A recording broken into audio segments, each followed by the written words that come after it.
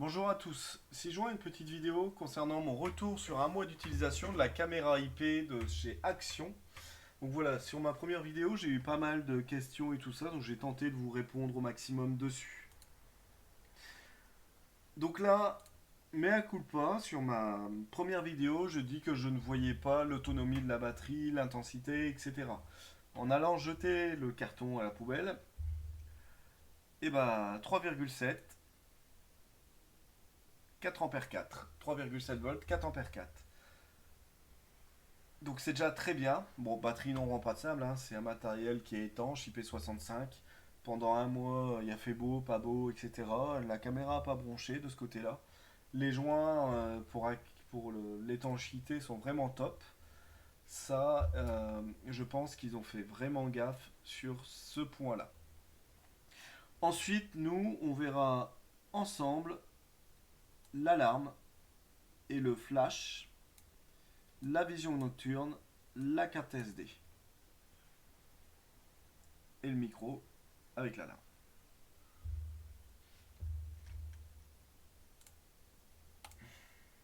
L'autonomie. Vous avez été beaucoup à me poser les questions sur l'autonomie. Donc j'ai fait le test pendant 10 jours. Après j'ai arrêté, vous allez comprendre pourquoi. J'ai fait un temps de visionnage qui était facilement supérieur à 10 heures. Je pense que j'étais plus dans les 11-12 que 10.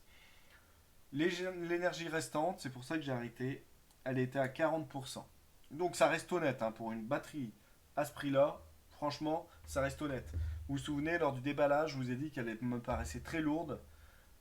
Franchement, oui, elle est lourde et à mon avis, c'est la batterie qui fait le poids qui a été mise dedans qui est conséquente.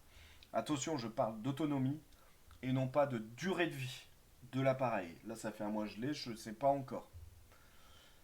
Donc, de 100%, la batterie à 70, j'ai eu une très bonne tenue.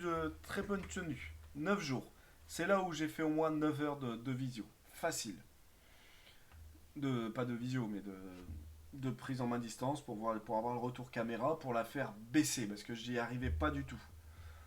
Euh, Très très bien, 9 jours très bien. De 70 à 60%, j'ai fait une heure de visionnage et là j'ai vu que ça commençait à tilter quoi. Et en dessous, la grosse baisse d'autonomie, là c'était la chute libre. Là je l'ai arrêté à 40% parce que voilà, j'ai arrêté, j'ai prévu, voilà. Je vais remettre le panneau solaire et puis voilà, là je vois que ça va plus tenir longtemps, ça a encore baissé à 35. Donc là, voilà. Mais si vous comptez sur 7-8 jours, c'est déjà très bien. Mais n'oubliez pas que j'ai fait 10 heures de visionnage derrière. Donc ça a pompé pas mal sur la batterie. L'autonomie. Donc là, c'est un retour sur Home Assistant. On y reviendra après. Donc là, vous voyez que c'est à ce moment-là que j'ai eu ma grosse perte que je vous expliquais. Que ça continuait à descendre bien comme il faut, quoi. Là, c'est 8 heures du matin. Là, on change de jour. Et là, il est 20 heures. Donc là, vous voyez que là, ça s'arrête pas de descendre. Donc voilà, tapez sur 9 jours, mais bon, ça peut aller beaucoup plus loin selon votre taux de visionnage. Les applications, ils étaient compatibles. J'ai démarré sous LSC, donc bien sûr pas compatible Home Assistant. J'ai bidouillé un peu avec pour d'autres options, on y viendra ensuite plus tard dessus. Et après, je suis parti sur Tuya. Pourquoi? Parce que je peux avoir mon retour sur Home Assistant et d'une seule page sur Home Assistant, bah, je vois l'ensemble de mes caméras. Donc voilà, sur Home Assistant, ça se passe pas trop mal, ça se connecte, j'ai pas de soucis là-dessus. Euh, Très bien même. Le Wi-Fi. Donc il est marqué sur la boîte que c'est incompatible 2,4 GHz. Dans ma première vidéo, je vous avais dit que j'ai une borne Wi-Fi extérieure qui fait 2,4 et j'avais séparé le 2,4 et 5 GHz. Donc je m'étais mis sur le 2,4 par effet. Je l'ai emmené chez un ami, cette caméra-là, pour faire des essais sur du Wi-Fi combiné. Je les ai fait sur une Livebox 5. Donc les Livebox 5 peuvent émettre du 2,4 et du 5 GHz en même temps. Donc il n'y a pas de. Par contre, comment dire, la portée était de facilement 25 mètres en extérieur. Attention, la Livebox, elle avait juste un mur à traverser. Euh, voilà, c'était pas non plus. Il n'y a pas d'arbres dans le jardin, il n'y avait rien et tout ça. Et 25 mètres, j'étais sur la limite limite, hein. On voyait que ça commençait à saccader et tout. Mais sans obstacle, de la Livebox, il y avait un petit mur en bois à traverser au niveau de la box. Et voilà quoi. Mais je voyais que je commençais à être limite. On a eu une alerte parce que il avait laissé son mot de passe Livebox de sortie de boîte, on va dire. Quand on l'a associé, on a une alerte pour les longs mots de passe qui peuvent générer des problèmes. Donc dans notre cas, on n'a pas eu de soucis. Mais méfiez-vous si vous avez des problèmes pour l'associer la caméra à votre Wi-Fi. Si vous avez une mot de passe de fou, ça peut poser problème.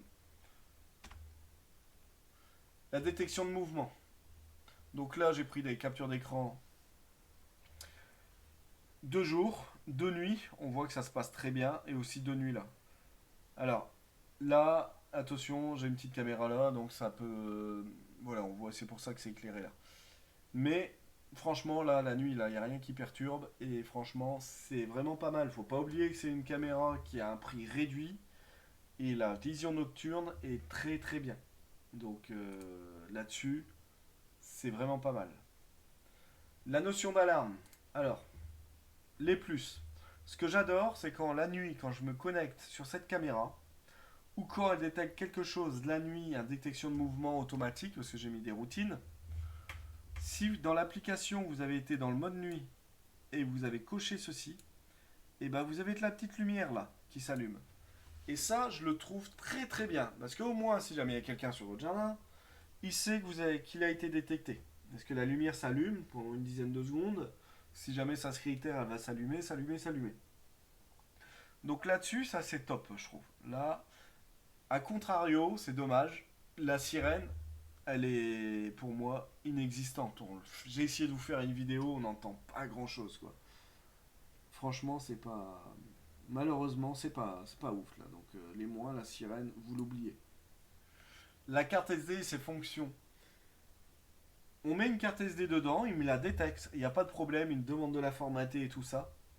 Autant sur l'application LSC que tu as, j'ai aucune fonction qui s'ouvre pour déclencher un enregistrement. J'ai jamais trouvé. Si sur Tuya, il vous propose de payer, visiblement, ce que j'ai vu. J'ai pas été payé pour voir ce qui se passe. Si ça marche, si ça marche pas, je l'ai pas fait.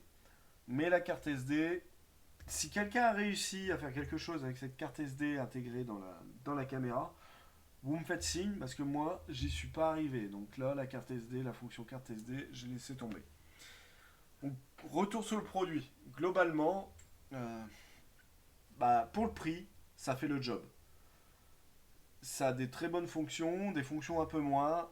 Ça se connecte très vite, une bonne portée, une très bonne autonomie. Voilà, ça m'a bluffé. Donc voilà, juste la SD qui, voilà, j'ai pas trouvé. La sirène, on oublie. Donc voilà.